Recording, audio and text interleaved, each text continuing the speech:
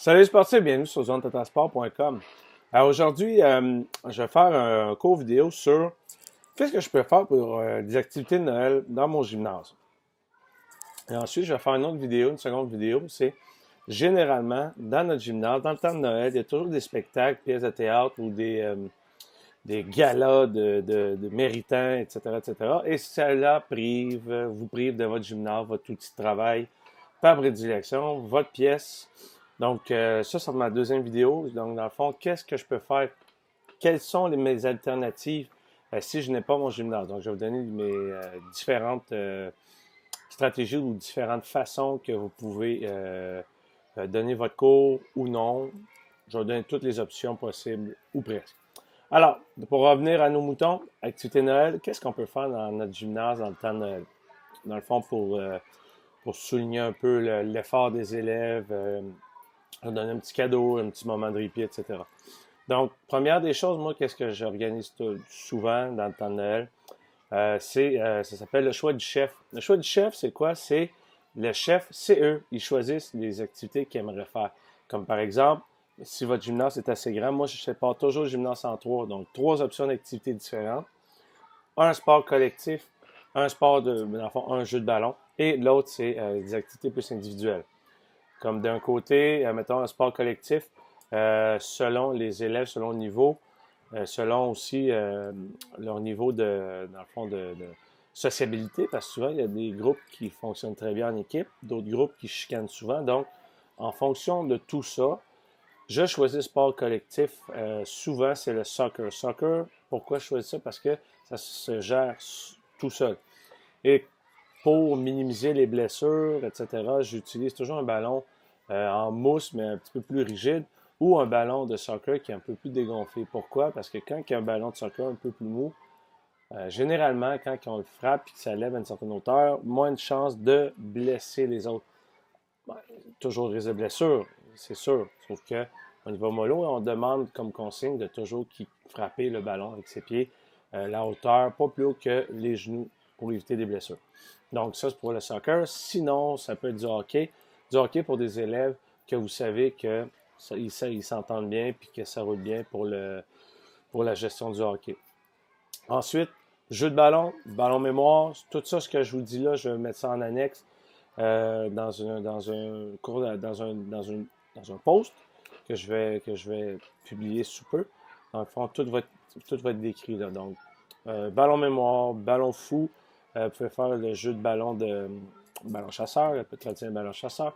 Ballon cible. Donc, pour le premier cycle, le ballon chasseur, c'est un peu plus compliqué. Ballon fou, peut-être aussi parce que respecter les règlements. En fait, moi, un jeu qui fonctionne bien, c'est ballon chasseur cible. Je vous explique.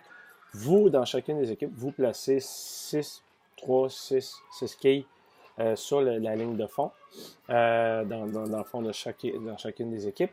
Et dans le fond, c'est très simple. La personne échappe le bande, c'est éliminé, va sur le côté. Pour revenir sur le jeu, une seule façon, c'est si quelqu'un de l'équipe réussit à faire tomber une quille de l'autre côté. Ça délivre tout le monde de l'équipe adverse. Donc, par exemple, si moi je suis dans l'équipe A, je lance le ballon, je fais tomber la quille de l'équipe B, bien, tous les joueurs éliminés de l'équipe A reviennent sur le jeu et on continue de jouer. Pour la sécurité, lorsque la quille est tombée, on la place sur le long du mur.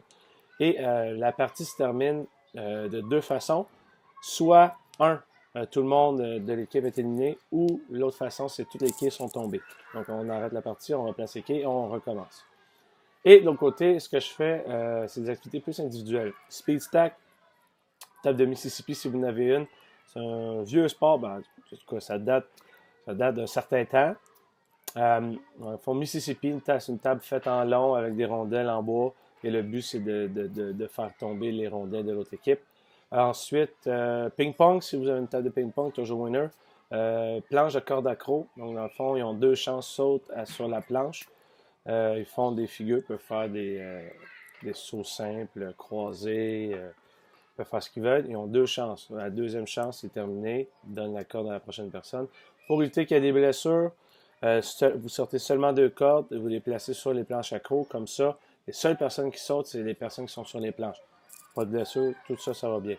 Speed stack, vous pouvez utiliser peut-être Dans le fond, allez voir, je vais vous mettre un lien là. Pour les speed stacks, dans le fond, il y a des figures à faire. Donc, pyramide à 3, pyramide à 3, pyramide à 6. Après ça, en tout cas, il y a comme une suite logique. Et c'est la première personne qui fait et défait ça le plus rapidement possible, c'est qui gagne. Donc, ça, c'est des façons de faire. Tapis de gymnastique, 3 personnes par tapis font de la gymnastique qu'ils sont capables de faire eux, dans le fond, pour éviter des blessures. C'est-à-dire, s'ils sont capables juste de faire des roulades avant, ils font que ça. Ils sont capables de faire des roulades avant, arrière, font la roue latérale, peuvent le faire aussi, mais dans le fond, je leur donne la permission de faire selon ce qu'ils sont capables de faire. On peut aussi sortir un trampoline et ils effectuent selon le niveau. Dans le fond, première, deuxième année, ils font 10 sauts consécutifs. Après ça, donne la place au prochain. Deuxième cycle, c'est 20 sauts. Troisième cycle, 30 sauts. Ensuite, du cirque. Ils peuvent faire du cirque. Sortez bâton fleur, assiette chinoise. Vous pouvez sortir, en tout cas, le matériel de cirque. Ils s'amusent avec ça. Quand ils ont terminé, ils rangent tout le matériel.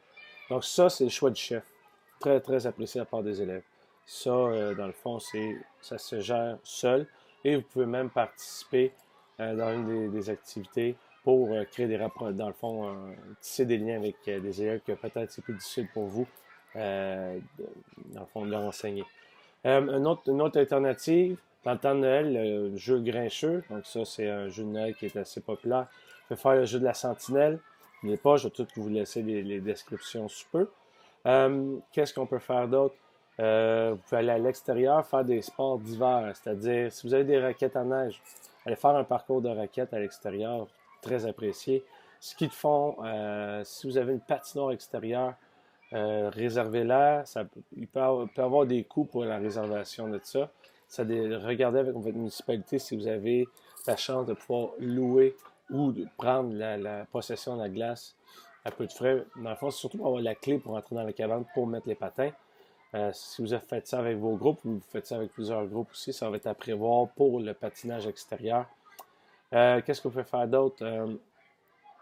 La sentinelle, ça, je l'ai mentionné. Là, comme là, actuellement, dans le temps de Noël, il y a le jeu de... Tu sais, habituellement, il y avait... Qu'est-ce qui sortait dans le temps de Noël? C'était les Harry Potter, donc vous pouvez jouer au Quidditch. Vous pouvez aussi faire... tu sais, les gros jeux qui sont vraiment, que vous savez que ça va pogner, que vous savez que les jeunes trippent et que vous faites généralement une fois par année. Donc, c'est le moment de sortir votre artillerie lourde pour pouvoir les récompenser. Donc, grosso modo, ça ressemble à ça pour les jeux de Noël. Ça va être à vous maintenant. Il y a plein d'autres choses, mais ça, c'est des jeux que je sais qui sont très populaires et que ça se gère généralement très bien. Donc, on se revoit pour la prochaine vidéo. Super! Donc, je vous souhaite un excellent temps des fêtes. Joyeux Noël et bonne année et on se revoit l'an prochain. Ciao, ciao!